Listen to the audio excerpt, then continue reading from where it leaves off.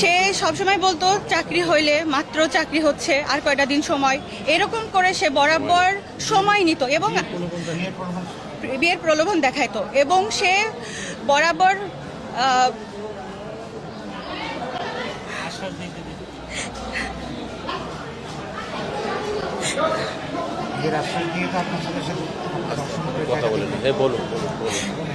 $2023 সাল থেকে পরিচয় এবং আসামি পরিচয় হওয়ার পর থেকেই বিভিন্নভাবে জোরপূর্বক বিভিন্ন জায়গায় নিয়ে যাওয়ার কথা বলতো, কিন্তু অস্বীকৃতি করতাম।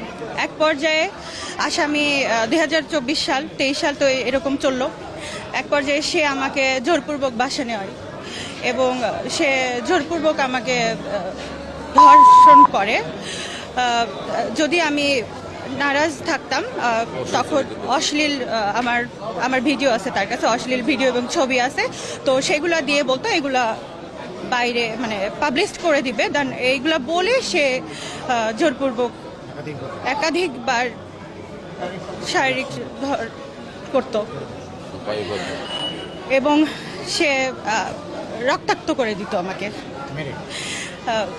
এবং যদি বাধা দিতাম তাহলে সে আমাকে মারতো, এমনভাবে মারতো যে আমি অসুস্থ থাকতাম। এবং সে নির্যাতন করতো এবং জোরপূর্বক সে আমাকে বরাবরই ফোর্স করে ধর্ষণ করতো। আসামি ব্ল্যাকমেল করে, জি এক্স্যাক্টলি, সে ব্ল্যাকমেল করে, যেহেতু তার কাছে ছবি ছিল এবং ভিডিও ছিল আমার অশ্লীল, এইগুলা ব্ল্যাকমেল করে সে আমাকে এভাবে ধর্ষণ করতো। জি।